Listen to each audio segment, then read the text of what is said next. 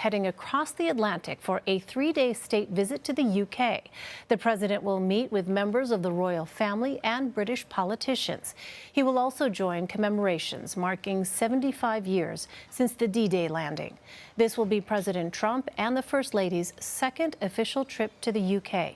Even though he hasn't arrived yet, President Trump is already bucking tradition and stirring controversy. Susana Mendonça from our partners at BBC News reports. State visits aren't supposed to delve into politics, but this is Donald Trump. Not only has he suggested that the UK government include the Brexit Party leader Nigel Farage in its negotiations with the EU, he's also advising Britain to opt for a no-deal Brexit if it doesn't get its way. The US president's views could be seized on by some in this ever-growing lineup of Conservative leadership candidates for a contest in which the debate has centred on leaving with no deal versus delaying Brexit to do a deal.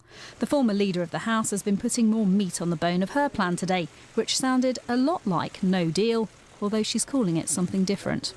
I have a 3-step plan for a managed exit, which I do believe is workable. I've been advocating it in government for some time now. And I think it's based on the premise that, number one, we have to leave the EU at the end of October. And number two, the withdrawal agreement bill is dead. The Home Secretary, who's keeping no deal on the table for his bid, is promising a digital solution to the Irish border.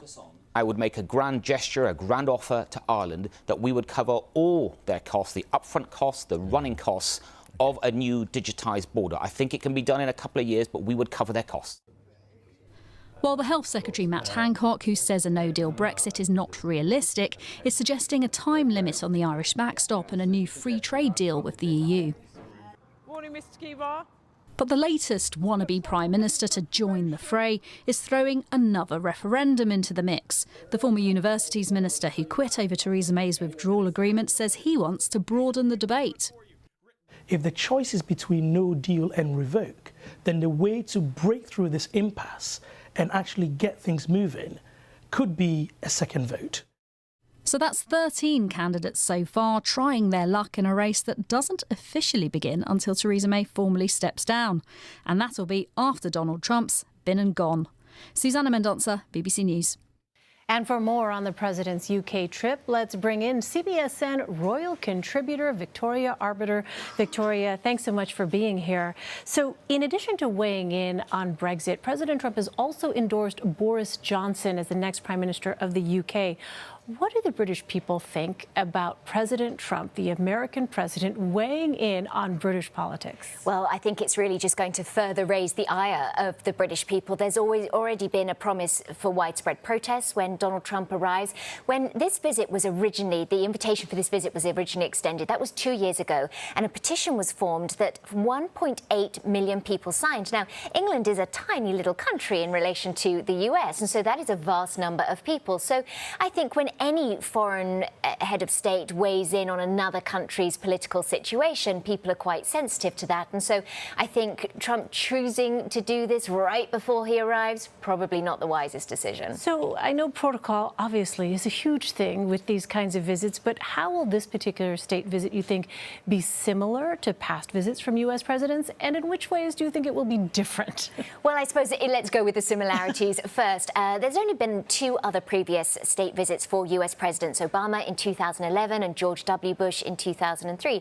And with those, neither of those presidents were able to have a carriage procession because of security reasons. The same thing is happening with Donald Trump. He'll be greeted a ceremonial welcome in the gardens at Buckingham Palace.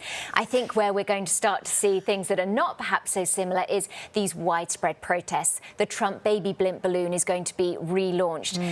Already, the Labour leader, Jeremy Corbyn, has said that he is not going to go to the state banquet at Buckingham Palace tomorrow night. So I think we're going to be sort of watching this state visit, just wondering what can possibly go wrong. I mean, this is a busy time. Sunday marks 66 years since Queen Elizabeth's coronation. She has hosted more than 100 state visits in that time. And we know President Trump is not the most popular world leader in the UK, as you've pointed out, with these protests. How has the Queen actually dealt with past state visitors who were also sort of polarizing figures? and where you had a British people who were publicly expressing that. Well, this is where the Queen is a master when it comes to diplomacy. So thank goodness she is the one that's going to be leading this state visit. And you're right, she's had to entertain, as is her constitutional duty, numerous political heroes and villains over the years.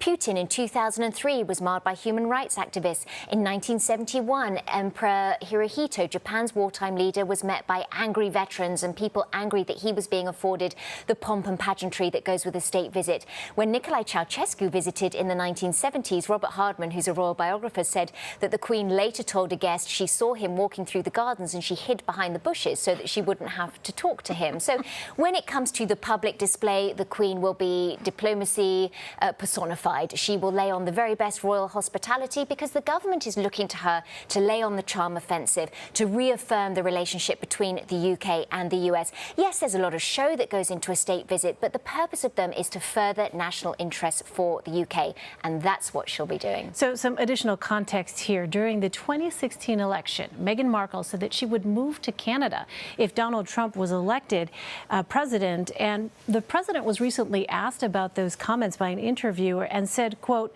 "No, I didn't know that she was nasty." And then on Twitter, the president said he never called Meghan Markle nasty. But the bottom line here, Victoria, I mean, given what you just said, clearly this is not likely to be something that the Queen would bring up. Nevertheless, might this impact the way in which this state visit proceeds with the royals? Again, you kind of scratch your head. Why would he say something like that? And the fact is he's denying it, but it's on tape. So there's evidence that he did say this. The royal family will be professional and duty-bound. They won't say anything. But Prince Harry is going to a private lunch with the Queen on Monday with the President and the First Lady. How incredibly awkward this is going to be for Prince Harry.